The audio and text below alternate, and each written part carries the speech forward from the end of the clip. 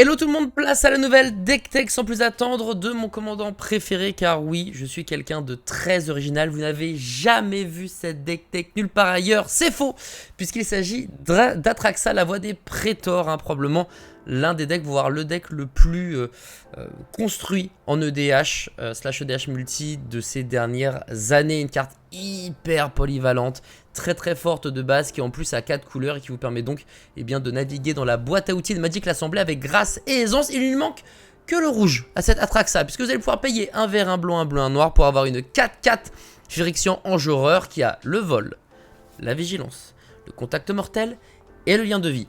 Mais ce n'est pas tout, puisque une de ses grandes forces, c'est également de proliférer à la fin de votre tour. Et proliférer, qu'est-ce que c'est? Eh bien, ça veut tout simplement dire que vous allez choisir n'importe quel nombre de permanents ou de joueurs. Et vous allez, s'ils ont un marqueur sur eux, vous allez rajouter un marqueur de ce type. Donc, ça veut dire que si vous avez des marqueurs +1/+1, des marqueurs temps, des marqueurs expérience, pétrole, poison, mais ça sera la prochaine deck tech Atraxa version poison. Eh bien vous allez pouvoir en rajouter un. Donc Atraxa, c'est hyper polyvalent. Il y a vraiment plein de façons de la jouer. Et j'ai décidé moi d'en gérer deux. Donc la deck tech poison qui sera l'autre vidéo. Mais là maintenant tout de suite, j'ai décidé de vous montrer mon deck Atraxa Super Friends. J'ai construit Atraxa autour des Planeswalkers, pourtant une dynamique qui n'est pas appréciée en multi, dans le sens où c'est très compliqué déjà en 1v1 de protéger un Planeswalker. Alors vous imaginez quand vous avez 3 adversaires, bonne chance. Mais avec Atraxa, qui est quand même assez dissuasif de sa vigilance et son contact mortel, qui en plus a le vol, donc qui peut venir taquiner tout ça, qui a grâce à ses différentes couleurs, qui peut protéger facilement avec des contre-sorts, avec des protections en vert instantané, ou du blanc même d'ailleurs, eh bien on peut s'amuser très fort en jouant des dizaines de Planeswalkers, ce qui est mon cas. La decklist Moxfield est dans le lien, la description, voilà, si vous voulez checker, vous allez trouver ça très facilement. Et moi dans mon deck, j'ai de mémoire 15 Planeswalkers. Alors je vais évidemment vous présenter tout ceci dans l'ordre de Moxfield. Donc Atraxa, vous la connaissez avec cette magnifique Secret Lair New Capenna. Et bien passons tout de suite à ce qui compose cette decklist, cette deck tech, avec pour commencer Adjani. Voilà, Adjani pour 3, dont un mana Phyrexian hybride, donc un mana vert ou blanc, ou vous allez pouvoir payer avec 2 points de vie au choix, sachant que si vous payez avec 2 points de vie, il ne sera pas considéré comme complété, et donc il arrivera avec 2 marqueurs loyauté sur lui et non 4. Voilà, ça c'est la petite touche qui fait plaisir, parce que soit tu le joues pour 3 avec 2 points de vie, soit tu joues pour 4. Donc voilà, petite polyvalence on aime.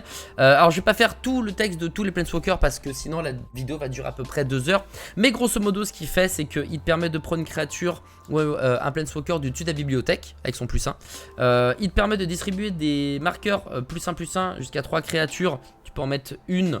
Oui, c'est ça. Ou alors tu mets 3 marqueurs +1/+1 sur une seule créature. Elle a la vigilance en plus de ça et son -6, qui est très rigolo, puisque l'un des buts d'Atraxa Super Friends, c'est d'arriver très vite aux ultimates d'Adjani. Et bien c'est là son ultimate, c'est pour -6, t'as un emblème. Donc à chaque fois que tu joues un sort de créature ou de Planeswalker, l'adversaire ciblé va prendre 2 marqueurs poison. On a 15 Planeswalkers dans le deck, on a une vingtaine de créatures, donc ça peut aller très vite. Une carte, oh là là, qu'on l'aime pas cette carte, enfin on l'aime pas, c'est comme Atraxa, on aime la jouer, on n'aime pas jouer contre, et bien là c'est pareil.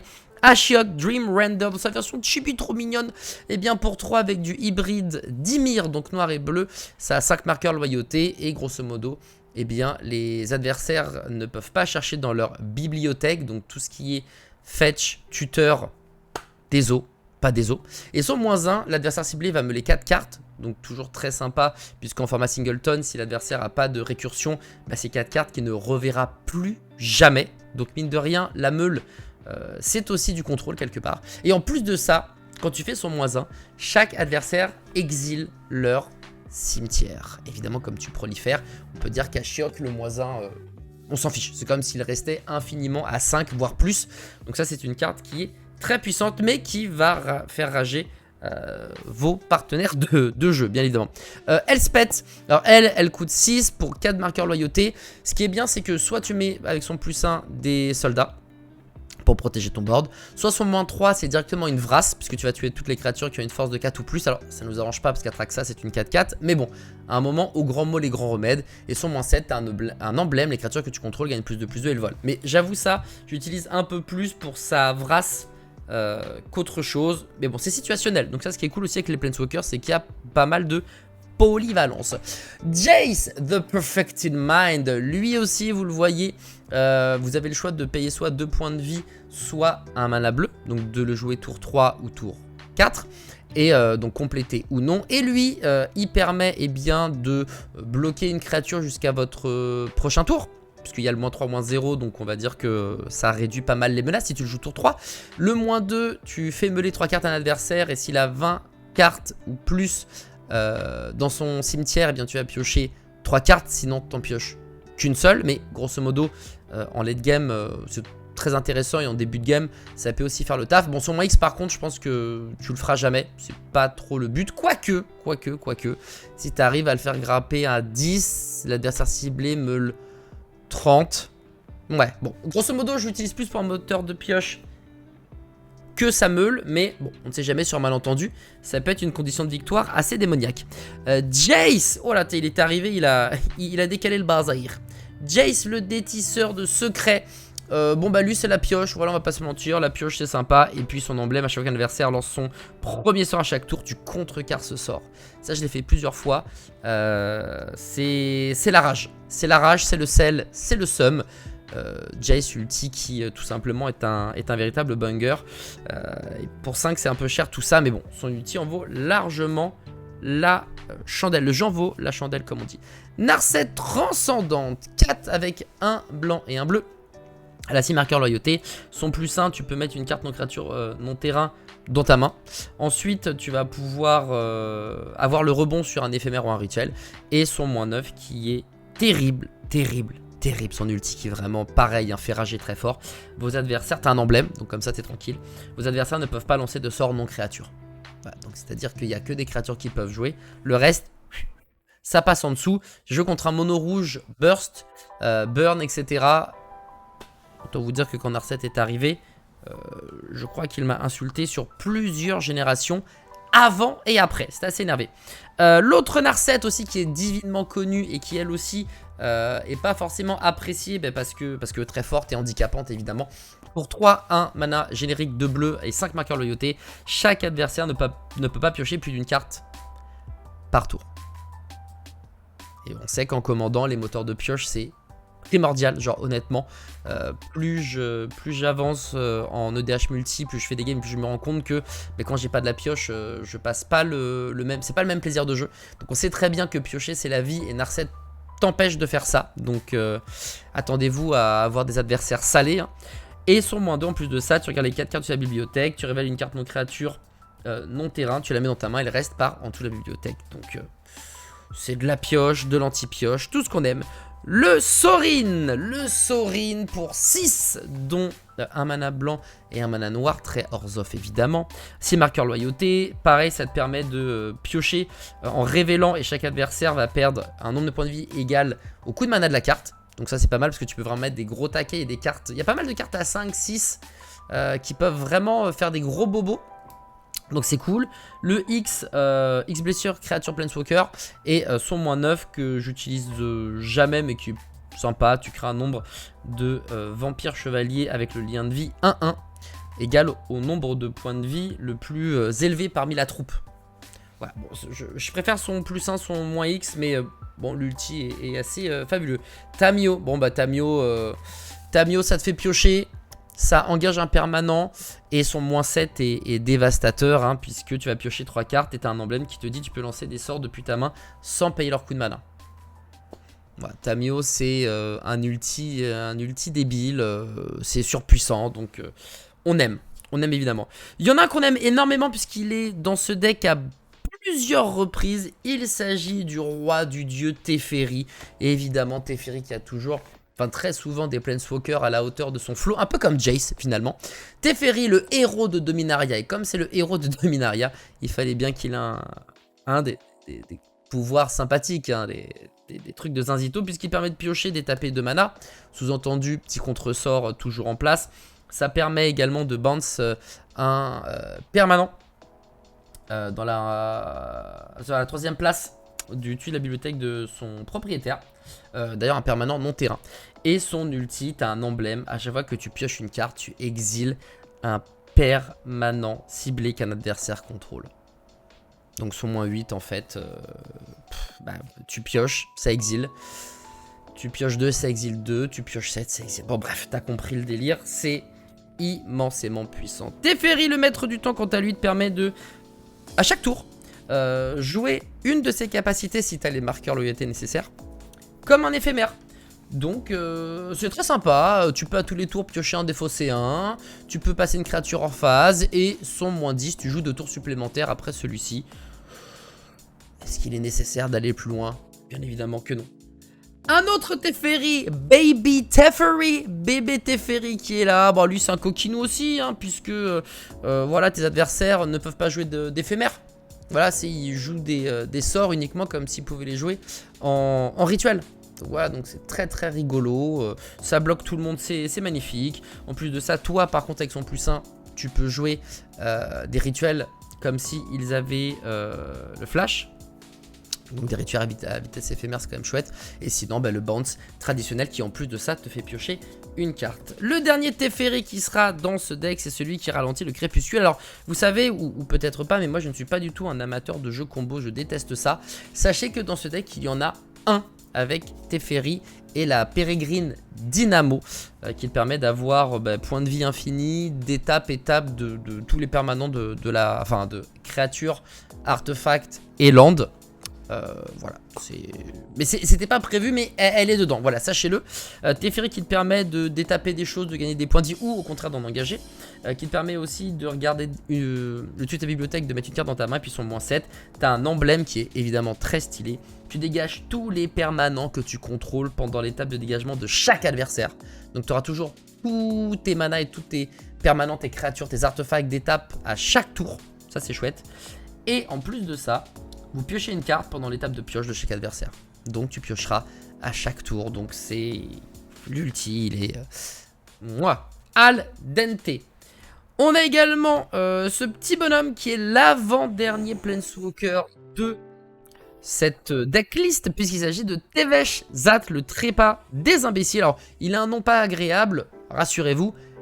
Il n'est pas agréable non plus. Voilà, il n'y a pas que son titre qui lui colle très bien à la peau. Ce qui est rigolo, c'est qu'il a deux plus et un seul moins. Alors que normalement, vous savez, quand vous avez des Planeswalkers, c'est une capacité qui ajoute des marqueurs, une capacité qui en enlève beaucoup, en tout cas plus que tu peux gagner, et l'ulti, qui est toujours très gros et qui fait beaucoup de dégâts. Bon, le +2, c'est tu mets des jetons. Le +1, tu sacrifies, tu vas piocher. 2 ou 3 si tu sacrifies un commandant. Et le truc qui est rigolo, c'est que son -10, c'est que tu acquiers le contrôle de tous les commandants. Tu mets sur le champ de bataille sous ton contrôle tous les commandants de la zone de commandement. Donc le tien également, si jamais Atraxa est dans sa zone de commandement, et bien en faisant le 10, eh bien tu vas pouvoir la mettre en jeu et récupérer tous les commandants de tes adversaires. Et comme eh bien ils ne changent pas de zone, hein, ils ne pourront pas dire attends non, je la mets dans ma zone de commandement à la place. Non, si elle est on board ou si elle est dans la zone de commandement, let's go là-dessus. Ça sera directement dans la popoche à papa. Si jamais je me trompe, n'hésitez pas à me le dire en commentaire bien évidemment, hein. Moi j'attends vos retours sur comment m'améliorer. Pareil, si vous trouvez des cartes plus intéressantes, des Planeswalkers plus intéressants, allez-y. Le seul truc c'est que c'est vrai que les Planeswalkers, on a tellement des stylés qu'on peut pas tous les mettre, donc c'est compliqué. Il y a des cartes que j'aime beaucoup et c'est des choix de cœur. Mais évidemment, régalez-vous si vous me proposez des choses fantastiques que j'avais pas vues ou qui sont en parfaite synergie. N'hésitez absolument pas une seule seconde à venir en commentaire et à me régaler. Et enfin, on a également Ugin, le dragon esprit. Alors lui, c'est... Bon bah c'est celui en cas de panic button, tu l'amènes, tu fais son -X et t'exiles chaque permanent avec un coût converti de mana inférieur ou égal à X qui a au moins une couleur et du coup bah, tu peux enlever jusqu'à 7. Donc tu te rends bien compte que tu exiles tout. Et si tu arrives à faire péter son ulti dès qu'il arrive en jeu, bah c'est simple, tu vas gagner 7 points de vie, piocher cette carte et mettre sur le champ de bataille jusqu'à cette carte de permanent depuis ta main. Donc tu vas pouvoir probablement avoir d'autres Planeswalkers qui vont pouvoir se retrigger des créatures. Enfin bref, c'est le bordel. Ugin en vrai, c'est le panic button quand tu es dans la galère. Soit tu as 8 et tu le joues et t'es tranquille, soit eh bien tu le... Pareil, normalement j'ai pas de tuteur dans mes decks et là j'en ai entre guillemets qu'un seul. Eh bien tu le fais venir gratuitement grâce à l'Arena Rector. L'Arena Rector c'est simple, pour 4 t'as une 1-2, donc vraiment des stats de merde. Mais quand elle meurt, tu peux l'exiler. Si tu fais ça, tu vas trouver n'importe quel Planeswalker dans ta bibliothèque et tu la mets sur le champ de bataille. Voilà, c'est le seul tuteur que j'ai. Et c'est mon panic button. Voilà, j'en ai un. Il faut l'avoir. Après, si la partie se passe bien, je vais pas chercher Ugin. Hein. Voilà, rassurez-vous, je ne suis pas ce genre de mécréant. Mais si jamais c'est la mierda, bon ben voilà, l'Arena Rector featuring Ugin. Bon, c'est quelque chose, hein. Testé et approuvé. Bon, dans chaque, vous savez, Atraxa, je vous l'ai dit, les cartes coûtaient cher, donc il fallait évidemment de la rampe et des petits bonshommes qui font du mana quand vous jouez vert. C'est vrai que je ne vois pas pourquoi on ne peut... Enfin, ne pas mettre un oiseau de paradis, ça n'a pas trop de sens, c'est vraiment fort, c'est trop bien, let's go là-dessus. Pareil pour la marraine des floraisons, ça c'est... Je vous le dis depuis maintenant, bah, mes deux précédentes deck tech, hein, mais à partir du moment où vous avez allez, un bon 4-5 couleurs, la marraine des floraisons, franchement, je trouve que c'est un must-have. Et puis en plus, si vous arrivez à la détaper, ça vous permet d'avoir vraiment du mana de zinzin. Card Lion, lui, il est très rigolo parce que c'est vraiment l'ami des Planeswalkers en Golgari, de générique de Golgari 3-5. Donc beau body, vous verrez également que parfois on fait des choix parce que les créatures ont des grosses défenses. L'attaque, c'est pas trop ce qui nous intéresse, c'est plus d'encaisser les dégâts de vos adversaires parce qu'ils vont essayer évidemment par tous les moyens de détruire vos Planeswalkers. Et il va falloir gérer ça sur 3 adversaires différents. Donc mieux vaut avoir 5 de défense et 1 d'attaque que 5 d'attaque et 1 de défense. Puisque vous pourrez bloquer plus facilement. Et ça se tient parce que tu vas peut-être faire un trade, mais les deux autres, bon, à 6 se mettent d'accord, ils te défoncent. Alors que là, à 5, bonne chance pour venir chercher tes Planeswalkers. Donc lui il est rigolo parce que quand il arrive sur le champ de bataille ou qu'il meurt, tu vas regarder les 7 cartes du tuto bibliothèque. Tu pourras révéler une carte de Planeswalker si jamais tu en as une, et le reste partira en dessous dans un ordre aléatoire. Donc ça c'est cool, ça te permet de creuser pour chercher des super amis. Mais en plus de ça, les loyautés, les capacités activées de tes Planeswalkers, donc qui sont des marqueurs loyauté, tu payes avec, hein, des plus ou des moins, et ben ça coûte plus 1. Donc ça veut dire que si tu as un Planeswalker qui dit plus 1 faites X, ben en fait tu vas faire un plus 2. Et si tu as un Planeswalker qui dit bah, pour moins 1 vous faites le sort, et bien en fait ça fait 0. Donc un gars qui est évidemment très très pratique et qui permet d'aller encore plus vite chercher les ultimates. Ou au contraire d'utiliser les choses négatives qui sont normalement un peu plus fortes que le positif plus régulièrement et que ça soit moins enquiquinant. L'arrêt bioluminescente, alors elle, bon voilà, quand on disait que le fun était absent, elle en fait partie. 5 pour une 3-3, c'est pas fou, mais quand tu arrives sur le champ de bataille, tu doubles le nombre de chaque sorte de marqueur sur n'importe quel nombre de permanents ciblés. Wink, wink, tu vas doubler tous les marqueurs de tes Planeswalkers et paf, ça fait des chocs à pic. L'Alpheline Ravi, elle est stylée parce que comme les Planeswalkers sont des permanents légendaires. Donc comme ils sont légendaires, grâce à elle, tu vas pouvoir d'une dépenser du mana pour lancer n'importe quel sort légendaire. Et en plus de ça, ce sort ne peut pas être contrecarré. Pareil, hein, l'Alpheline Ravi, quand vous jouez légendaire vert et qu'il y a quelques couleurs dedans, il n'y a aucune raison, à mon sens en tout cas, de ne pas la mettre. Une très belle carte qui est arrivée sur Modern Horizon. Non, vraiment, celle-ci, elle est débilement forte. La baleine des marées oniriques, qui est un véritable régal. Pour 3, tu as une 7-5. Et là, tu te dis, mais... Wow. Le truc, c'est qu'elle a disparition 2. Donc, en fait, elle a 2 marqueurs temps sur elle. Et au début de ton entretien, tu en enlèves un. Et si elle en a plus, elle disparaît. Ok.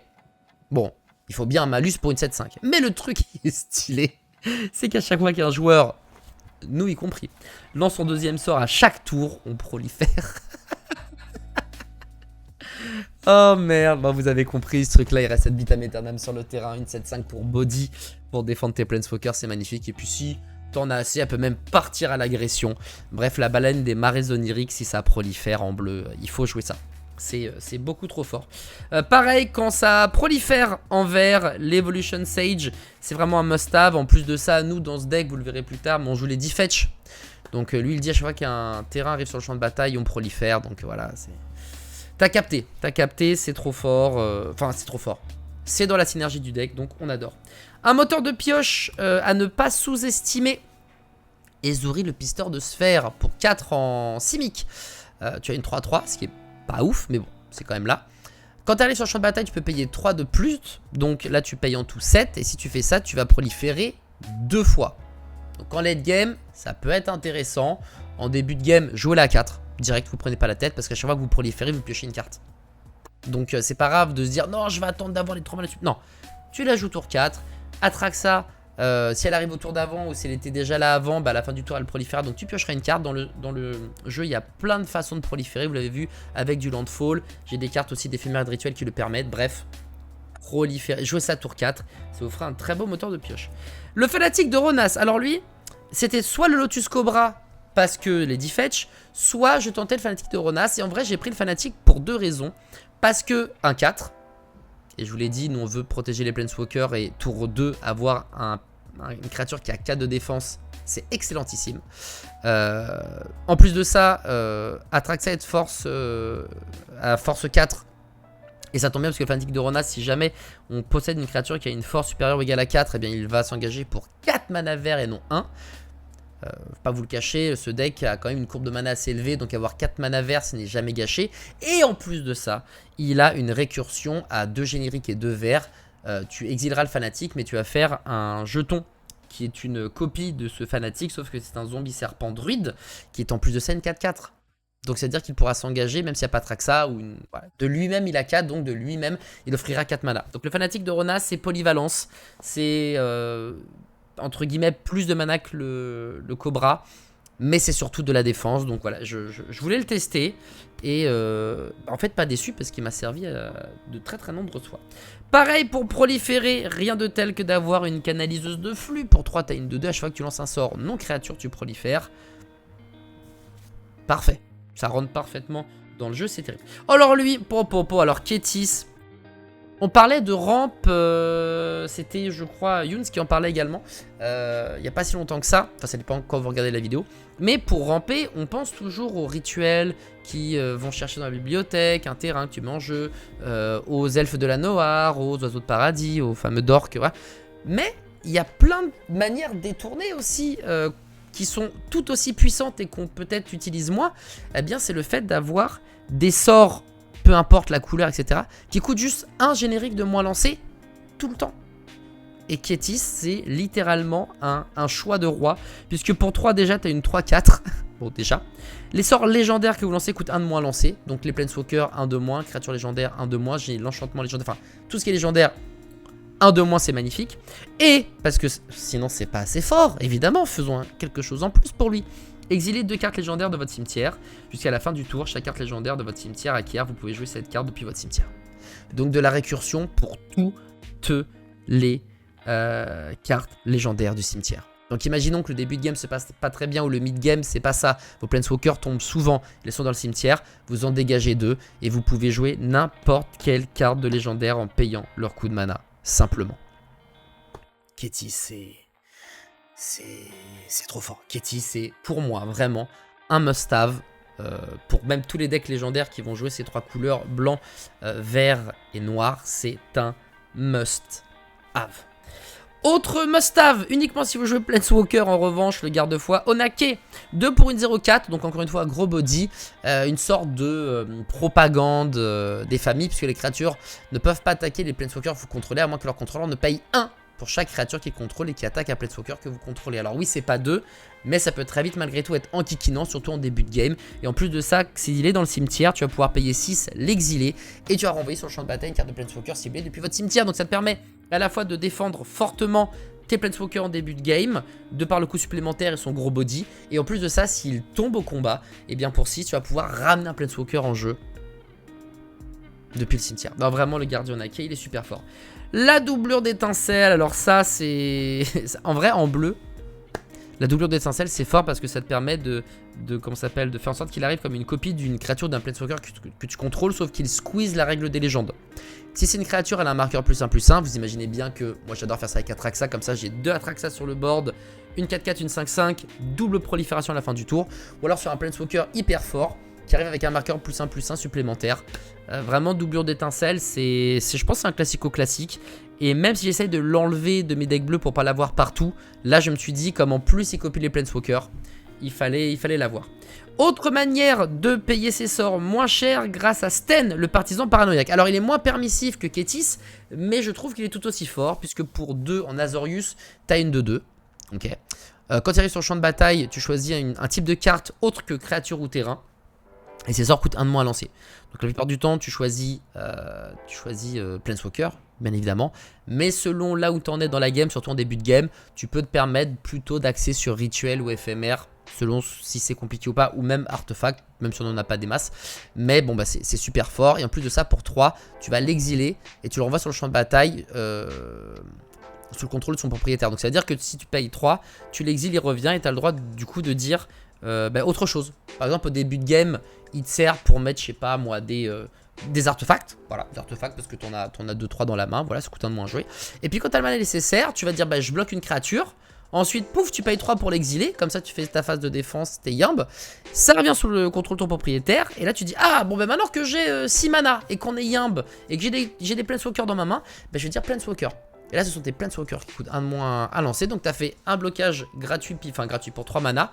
Tu as bloqué une menace. Tu as dit Planeswalker, il coûte moins à lancer. T'es le roi du pétrole. Donc Sten, vraiment, il est très très fort.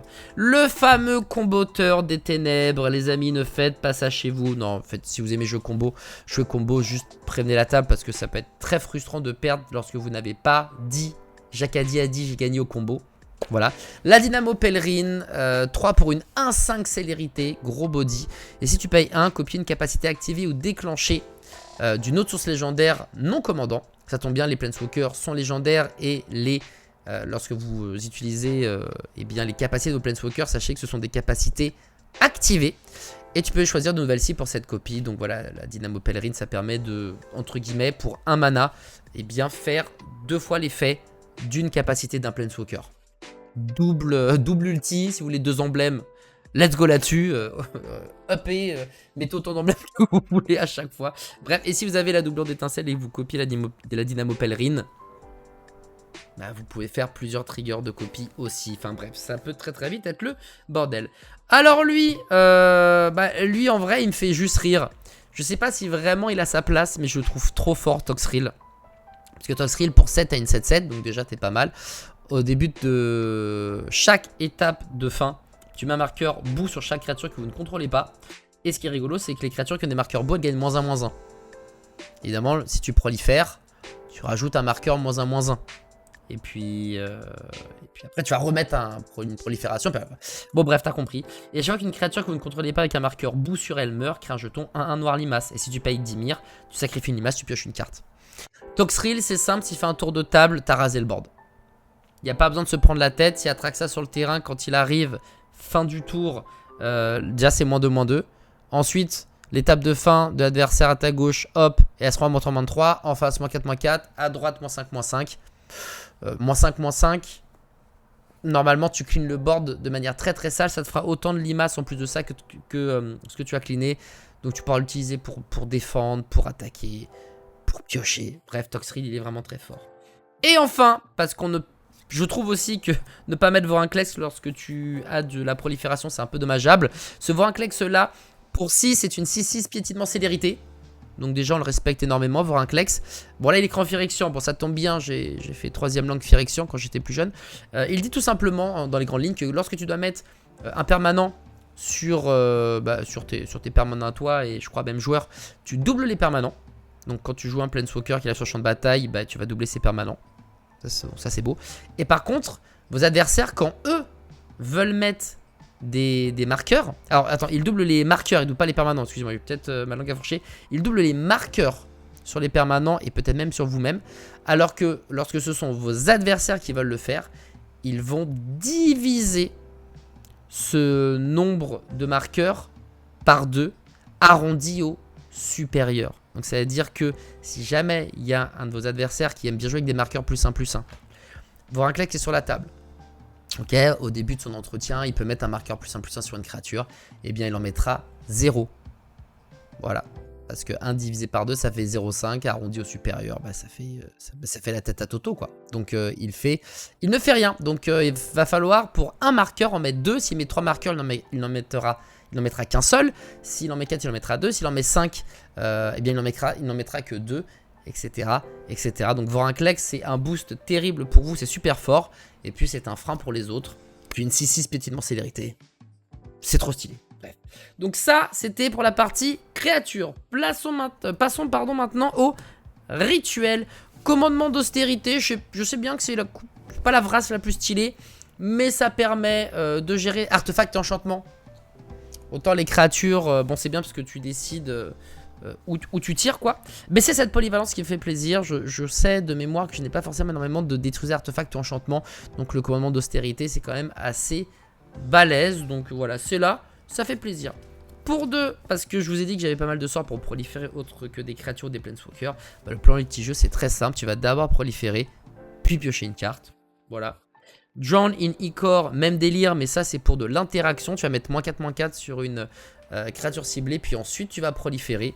-4/-4 pour 2, c'est quand même assez balèze, on va pas se le cacher. Tu cleans pas mal, hein. -4/-4, en plus de ça, si la créature est indestructible.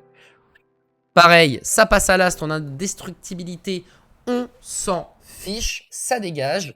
La prolifération qui fait plaisir. Une carte, et à chaque fois que je vois cette carte, je suis obligé de penser à Bandit, hein. Ça c'est indéniable. Adieu. Farewell, my friends. Bon, bah t'exiles les artefacts, les créatures, les enchantements, les cimetières. Sur le board, il reste plus rien à part tes planeswalkers.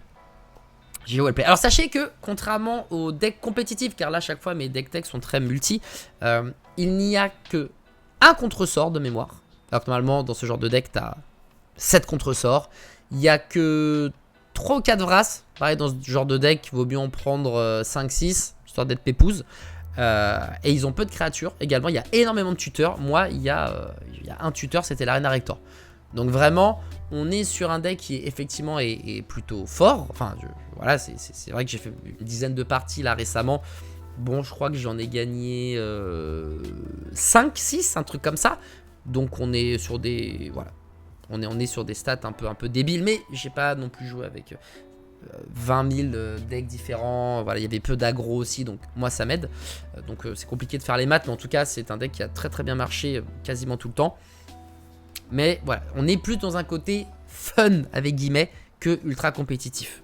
Donc vos adversaires peuvent respirer malgré tout. Chuchotement nocturne. Tu pioches 2 cartes, tu perds 2 points de vie. Voilà, parce qu'on aime piocher. Donc on a ça. En parlant de pioche, ça vient de Blumburrow. Et parce qu'on a plein de types de cartes différents, je me dis que le présage de Calamité, il a sa place. En tout cas, j'aimerais le tester. Je suis pas encore tombé dessus sur les 10 parties que j'ai faites, mais j'aimerais bien le tester un moment. Parce que pour un bleu et X, tu vas révéler les X cartes du ta bibliothèque. Pour chaque type de carte, tu peux exiler une carte de ce type parmi elles. Le reste ira dans ton cimetière. Mais grosso modo, si tu fais 1 et 8, bah, tu vas piocher 8 cartes. Enfin, tu vas révéler 8 cartes. Tu vas garder une carte de chaque type. Et, bon, le reste va au cimetière. Mais imaginons tu as rituel, éphémère, terrain, planeswalker, créature, enchantement, artefact. Bon, bah voilà, tu regardes quand même 7. Donc, c'est quand même, je trouve, assez fort. Et en plus de ça, si le coût que tu as payé pour l'exil est au moins de 4 ou plus, tu vas pouvoir jouer une carte ainsi révélée gratuitement. Donc, en fait, si tu payes 1 plus 4, donc en tout 5. Tu vas pouvoir, sur les 4 cartes que tu révèles, en jouer une gratuitement. Donc, je trouve que ça fait pioche. Tu pioches plein de trucs différents. Tu joues une carte gratuitement. Peu importe le coût de mana. D'ailleurs, attends, je vais relire la carte, me lancer un sort. Oui, c'est ça. Donc, imaginons tu tombes sur Hugin. Ton Hugin à 8, il t'a coûté que 5. Donc, j'ai envie de le tester. Je vais voir ce que ça donne. Mais le présage de calamité, ça me paraît être pas mal du tout. Smell Fear pour faire trembler vos adversaires lorsque Atraxa est en place. N'hésitez pas à jouer Smell Fear puisque pour 2 vous allez d'abord proliférer et ensuite une créature ciblée va se battre, que vous contrôlez, va se battre contre une autre créature ciblée que vous ne contrôlez pas. Atraxa ayant le contact mortel pourra se faire un malin plaisir de dégager des choses avec Smell Fear, ou si vous avez un Vorinclex qui traîne ou le Toxrill. bon, ça fonctionne aussi. Mais c'est vrai que je l'ai plus mis avec Atraxa. Et pour le côté prolifération, on adore. Un classique, vraiment, cette carte-là, je l'aime très très fort. Puisque vous, pour 4, vous allez jouer Siphonner l'Esprit. C'est à jouer uniquement en EDH multi. Ne jouez jamais ça en 1v1, ça pue la merde, hein, désolé des termes, mais c'est vraiment pas bon. Siphonner l'Esprit pour 4, chacun des autres joueurs se défausse une carte, donc vos adversaires vont se défausser d'un. Donc en tout, vous allez faire défausser 3. Et vous piochez une carte pour chaque carte défaussée de cette manière, donc vous allez piocher 3. Alors évidemment, si vos adversaires n'ont plus de cartes en main, bon, ça sert à rien, mais à 4, si ça se joue tour 4, 5, 6, normalement, on a encore des choses. Donc, c'est l'effet qui se coule. Vous allez enquiquiner vos adversaires qui vont vouloir probablement tout garder dans leurs mains. Et vous allez piocher 3. Tout ça pour 4 mana dont un noir. Je trouve ça très fort. On continue pour la pioche avec le pari de Tézéret. Aussi, c'est un grand classique. 3 et mana Phyrexian. Donc, tu payes 2 points de vie ou tu choisis un mana bleu. Tu vas piocher 2 cartes et tu vas proliférer. Celle-là, elle est très très connue. C'est comme 3 visites, les 3 visites. Pour ramper, tu connais. Le déluge toxique parce que je trouve que lorsque tu l'as en main c'est très fort pour venir tout de suite stopper des decks aggro, des decks qui vraiment vont poser des petites créatures comme ça à la cool pour très peu de mana et qui vont vous submerger ou avec des tokens hein, par exemple. Déluge toxique, t'es très content, c'est une vrasse incroyable puisque si vous êtes indestructible on s'en fiche. Le fait de mettre du -X eh bien foudroie l'indestructibilité. Donc voilà, déluge toxique pour 3, début de game, c'est magnifique. Peut-être qu'un peu plus tard, c'est pas forcément la meilleure vrasse, quoique, c'est quand même une façon de faire que j'adore. Bah, ça, c'est les joueurs de noir, hein, que voulez-vous. Mais en tout cas, en début de game, je trouve que c'est là où elle est le plus impactante, surtout si en face vous avez de l'aggro. Ça, c'est vous éclater un plan de jeu. Voilà, dès le tour 3, c'est un délice. On va passer aux éphémères maintenant. Renaissance de Malakir, très stylé, soit un terrain, soit pour un mana noir, tu choisis une créature ciblée, tu perds 2 points de vie jusqu'à la fin du tour. Quand cette créature meurt, elle revient en fait engagée sous le contrôle de son propriétaire. Vous pouvez sauver une carte adverse pour faire de la politique ou votre propre carte. Wink wink, Atraxa est très souvent ciblée lorsqu'elle est sur le board. Un peu de protection ne fait pas de mal. Un Mana Drain en italien. Alors normalement, vous savez, j'ai tutelle féroce, mais je trouve que comme ce deck coûte cher en mana, je préfère avoir du mana générique grâce au Mana Drain. Donc voilà, c'est juste pour ça, sinon j'aurais pris une claque déflectrice, une tutelle féroce à la place. Carte qui nous vient de Fallout, qui est très forte, l'avantage mutationnel pour 3 en simic. Les permanents que vous contrôlez avec des marqueurs sur eux, car la défense talismanique est l'indestructible jusqu'à la fin du tour. Donc c'est évidemment pour nos Planeswalkers. Prévenez toutes les blessures qui devraient être infligées à ces permanents ce tour-ci. Donc comme ça, les Planeswalkers ne vont pas prendre des dégâts et vont garder leurs marqueurs sur eux. Et si ce n'était pas suffisant, vous allez en plus de ça proliférer. Ça vraiment pour les decks Super Friends, c'est un must have. Et je pense aussi que Ripples of Potential est un éphémère qui se prévaut plutôt dans ce type de deck, puisque on va au début proliférer pour 2. On va choisir n'importe quel nombre de permanents que vous contrôlez qui ont au moins un marqueur sur eux. Enfin, avec les put them in this way. Ok, avec lesquels tu as proliféré, mais spoiler alert, tout le monde va prendre un marqueur, hein, c'est rare que vous ne le fassiez pas. Et ces permanents phase out. Donc ça, s'il y a une colère, s'il y a justement un adieu, s'il y a un truc de ouf qui se passe, vous mettez Ripple of Potential, vos Planeswalkers vont prendre un marqueur supplémentaire, il phase out. Et vous êtes tranquille jusqu'au début de votre prochaine phase. Donc vraiment, ça c'est Gucci, c'est super fort. Ça vaut son pesant de cacahuètes. Retour au pays, parce que c'est un must-have. Il faut aussi gérer de temps en temps les menaces adverses. Donc retour au pays, c'est très fort, on adore. Et enfin, dernière carte éphémère qui protège un permanent ciblé que tu contrôles en lui filant la défense talismanique, l'indestructible. Et en plus, ça te fait gagner 2 points de vie. La sauvegarde de Tamiyo, qui sera pas forcément pour vos Planeswalkers parce qu'en fait, eux, ils vont prendre des dégâts et ça prévient pas les dégâts. Par contre, pour Atraxa, une fois de plus, la sauvegarde de Tamiyo, ça fera le café. On va passer aux artefacts. Bon, cacher l'ésotérisme, c'est un classique. La règle de la coalition, pourquoi? Parce que si tu l'engages, tu mets un marqueur charge sur elle. Et si tu prolifères, bah, tu vas mettre plusieurs marqueurs charge. Et le truc qui se passe, c'est que au début de ta première phase principale, tu retires tous les marqueurs charge, ok, et tu ajoutes un mana de la couleur de ton choix pour chaque marqueur charge retiré de cette manière. Donc s'il y a 3 marqueurs charge grâce à une prolifération, eh bien tu vas au début de ton entretien avoir 3 manas de la couleur de ton choix. Voilà. Donc pour moi c'était littéralement dans l'esprit du deck. Le Calice toujours ruisselant, bah vous le connaissez aussi, multi-kick de 2. Tu peux payer 6 si tu veux. Elle a un marqueur charge pour chaque fois qu'elle a été lancée avec le coup de kick, qu'elle a été kickée comme on dit. Et quand tu l'engages, tu ajoutes un mana incolore pour chaque marqueur charge sur elle. Donc évidemment, au tour que tu la joues direct au tour 2, elle a un marqueur. Atraxa arrive, à la fin du tour, elle en aura 2. Donc elle pourra mettre deux incolores.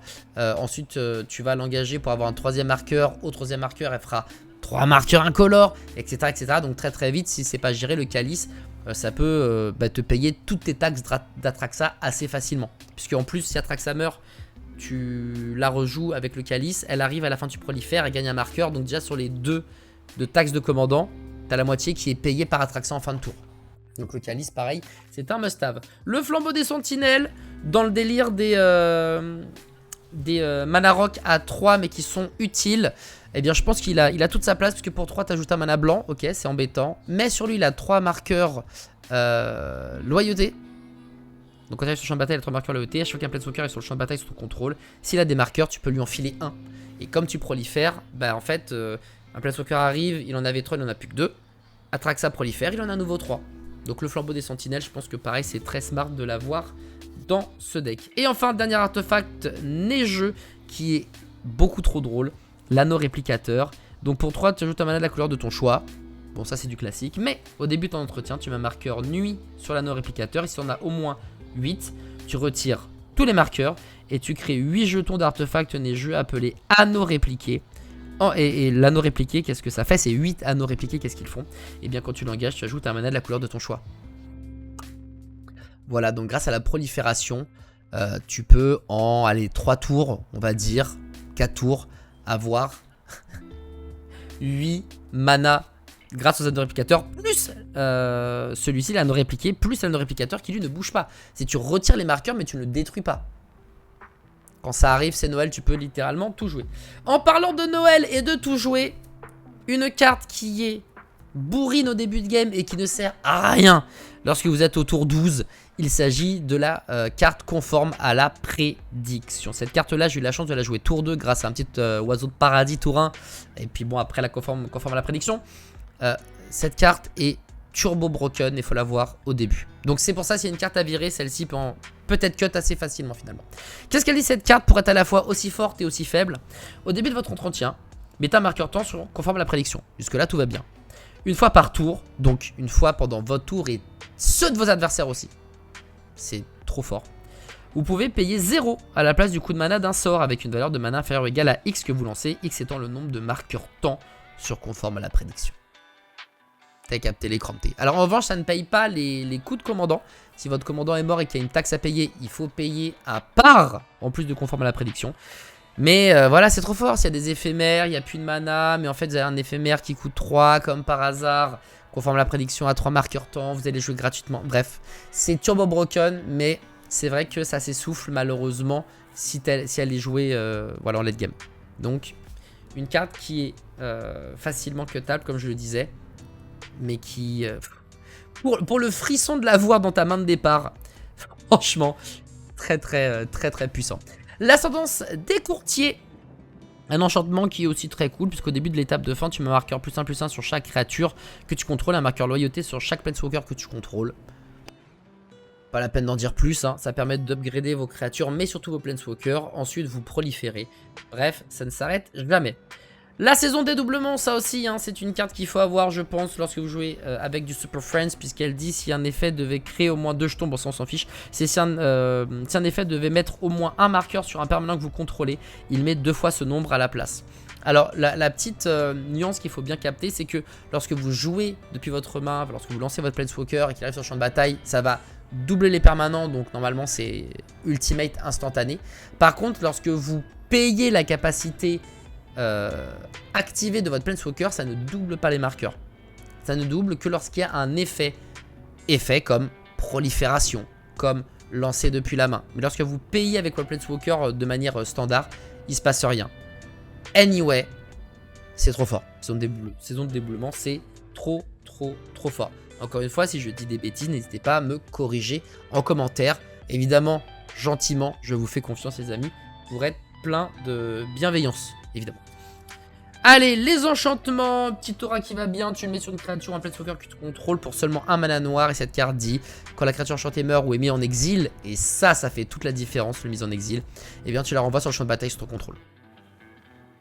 Trop fort. Trop fort. Genre vraiment, il n'y a pas d'autre terme, trop fort. Pour un mana noir, protéger une créature ou un Planeswalker. C'est trop fort parce que quand il y a écrit quand elle meurt, nanana, ça reste. Oui, mais si c'est exilé, tu te fais banane. Alors que là, c'est soit ça meurt, soit c'est mis en exil. Donc grosso modo, t'es safe contre tout et quasiment, j'imagine, n'importe quoi. Ça protège les Planeswalkers. Ça, pareil, quand je joue Super Friends, c'est un must-have. Oath of Teferi. Oath of Teferi pour 3 mana génériques et Azorius. Quand tu arrives sur le champ de bataille, tu vas pouvoir exiler un autre permanent que tu contrôles et le remettre sur le champ de bataille à la fin de ton tour, quoi, grosso modo. Et le truc qui est rigolo avec Oath of Teferi, et ça j'en ai pas mis beaucoup, c'est la seule carte qui dit ça, tu peux activer les capacités de loyauté de tes Planeswalkers 2 fois au lieu d'une. Il y a aussi, c'est Veil Chain je crois qui existe, il y a aussi je crois les anneaux des... Merde, c'est pas les anneaux des amoureux, j'ai oublié comment ça s'appelait, bref. Il y a des artefacts qui font ça, qui te permettent de faire en sorte que tes Planeswalkers, tu puisses activer 2 fois leur capacité, pas une. Moi j'en ai pas mis sauf Oath of Teferi. Je trouve que c'est suffisant. Voilà, mais encore une fois, selon les variances, on peut rajouter plutôt le doublon. Plutôt que, comme moi, n'en avoir qu'un seul. Mais bon, en tout cas, Oath of Teferi, tu vois, pareil, si ton Planeswalker, il a pris la max, il a un seul marqueur. Tu joues Oath of Teferi, il part, quand il revient, il retrouve les marqueurs qu'il avait à la base. Et en plus de ça, tu vas pouvoir jouer 2 fois. Donc c'est plutôt fort. Bon, je sais, la prochaine carte, c'est pour la pioche, c'est pas fou, je sais. Je vous en prie, proposez-moi des manières de piocher plus sympathiques que Rhystic Study et Remora Mystique. Pas de galère, faites-vous plaisir. Amenez-moi des trucs cool, je les lirai avec grand plaisir, mais ça, c'est vrai que c'est fort. Dernière carte avant de passer au terrain. Une saga qui elle aussi va bénéficier bien, de la prolifération. Il s'agit de Urza Rassemble les Titans. Elle, en plus de ça, elle a la lecture rapide, donc tu vas un peu où tu veux. Si tu veux faire le premier, tu fais le premier. Si tu préfères faire le troisième, tu peux faire le troisième. D'ailleurs, je disais que j'en avais peu, mais elle aussi permet à la fin de doubler on peut activer 2 fois les capacités de loyauté des Planeswalkers que vous contrôlez à la place d'une. Donc comme littéralement Oath of Teferi que je vous ai montré, voilà, une carte avant, ces 2 cartes à la fin font la même chose. Donc voilà, j'en ai 2. Mais ce qui est rigolo, c'est que son premier, c'est Regard 4. Puis tu peux révéler la carte du dessus de ta bibliothèque. C'est une carte de Planeswalker, tu la mets dans ta main. Donc déjà, un Regard 4, c'est sympathique. Tu sais ce qui t'attend. Et si c'est un Planeswalker, t'es gourmand, tu la mets au-dessus, elle vient dans ta main. Son 2, tu peux mettre sur le champ de bataille sur une carte de Planeswalker avec une valeur de mana inférieure ou égale à 6 depuis ta main. Tous mes Planeswalkers coûtent 6 ou moins, sauf Ugin qui est à 8. Donc tu peux jouer 99% de tes Planeswalkers grâce à Urza Assemble les Titans. Et à la fin, tu vas pouvoir doubler le bail. Donc, elle n'est pas forcément beaucoup jouée. Après, coûte 5, c'est un peu cher, j'entends. Mais, parce que prolifération, parce que lecture rapide, je pense que vraiment Urza Rassemble les Titans a toute sa place dans ce deck Planeswalker. Passons maintenant au terrain. Bon bah les terrains, c'est tour de commandement classico-classique. Command Beacon, pourquoi? Parce que Command Beacon, ça vous permet, lorsqu'Atraxa est déjà mort 2-3 fois, eh bien, de le sacrifier et de mettre ton Atraxa dans ta main.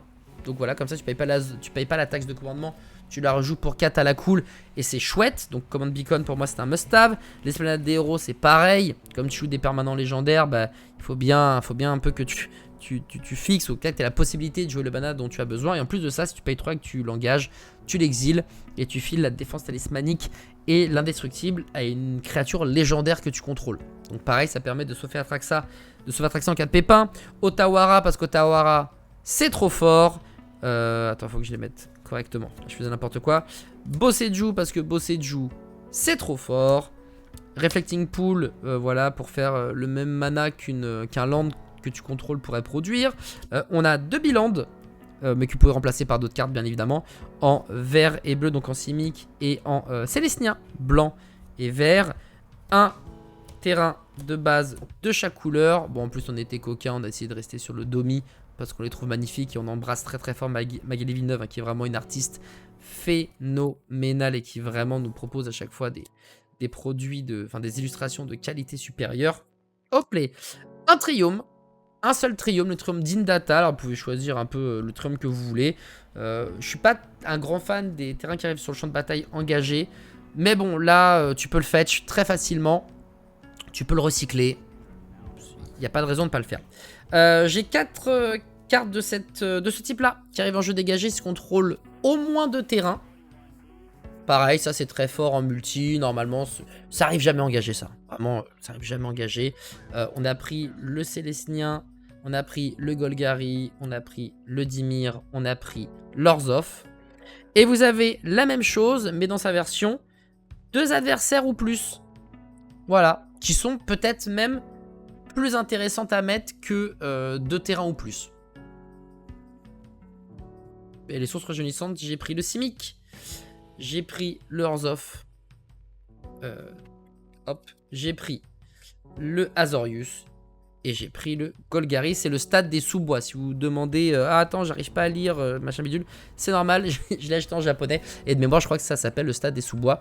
Et donc, ça permet de l'avoir dégagé si vous avez des adversaires ou plus. Et enfin, on termine avec le classico-classique. Des Raveland / Shockland. Bah, j'en ai 6, parce que malheureusement, comme il n'y a pas de rouge, il y a 4 terrains. Attends, je vais faire ça. Hop là. Il y a 4 terrains que tu peux pas mettre. Évidemment. Donc, on en a 6. Voilà, donc, l'Azorius, l'Orzhov, le Célestnien, le Simic, le Golgari et le Dimir, qui sont ici présents. En revanche, on a évidemment les 10 fetch, puisque avoir du rouge ne change en rien le fait qu'il y ait une interdiction parce que ton commandant il n'est pas enregistré. Non, ça on s'en fout. Le fetch vraiment fait fi de tout. Tu peux pas mettre tous les fetch uniquement lorsque ton commandant n'a que 3 couleurs. Mais quand on a 4, et évidemment quand on a 5, tu peux tous les mettre. Donc bah, ils sont là. Hein. La grève inondée, l'arine Mesa, Scalding Train, le contrefort boisé lente venteuse, la forêt pluviale, marche flats, catacombe, estuaire, fondrière, sanguinolente. Voilà, vous avez vu toutes les cartes qui composent mon deck Atraxa, voie des prétors, Super Friends. Si j'ai dit des bêtises, n'hésitez pas à le dire en commentaire. Si jamais vous avez des cartes que vous trouvez beaucoup plus stylées, notamment des cartes de pioche, n'hésitez pas à me le dire également en commentaire. Si vous avez aimé ce contenu, n'hésitez pas à le liker, à commenter, à partager pour le référencement. Vous savez comment ça marche et vous abonner si jamais vous kiffez. Nous, on se donne rendez-vous quand? Eh bien, on se donne rendez-vous dans 3 semaines pour une prochaine deck tech qui sera celle d'Atraxa, mais dans sa version poison. Alors, comme je suis un coquin, il y a du poison, de l'infection, du toxique et de la flétrissure. Donc, alors, autant qu'Atraxa Super Friends, vous perdez vos amis, autant avec celui que je vais vous proposer dans 3 semaines, vous allez perdre votre famille aussi, hein, je vous le dis. Bref, je vous fais des bisous. La description de ce deck-là, ainsi que tous les decks que je possède, sont en lien. Voilà. Dans la description, je viens de le dire. Donc, sur Moxfield, notamment, j'ai vu qu'il y avait pas mal de petits potes qui followaient, du coup, sur Moxfield et qui lâchaient aussi des petits pouces bleus selon les decks, etc. Donc, merci beaucoup, les amis, ça fait plaisir. Je vous fais des énormes bisous. Rendez-vous peut-être sur Twitch également, parce que je live du mardi au vendredi de 9 h à midi pour traiter de l'actualité judo pop culture, mais aussi de TCG. Bon, priorité Magic l'Assemblée, mais on peut parler de l'Orcana, de Star Wars, d'Altered également. Voilà, vous savez tout. Soit on se donne rendez-vous très vite sur YouTube, soit on se donne rendez-vous très vite sur Twitch. D'ici là, portez-vous bien. Merci infiniment pour votre soutien. Je ne pensais pas qu'on allait avoir autant de vues avec ces deck tech. Bref, love sur vous. Beijing tout le monde. Et à très vite.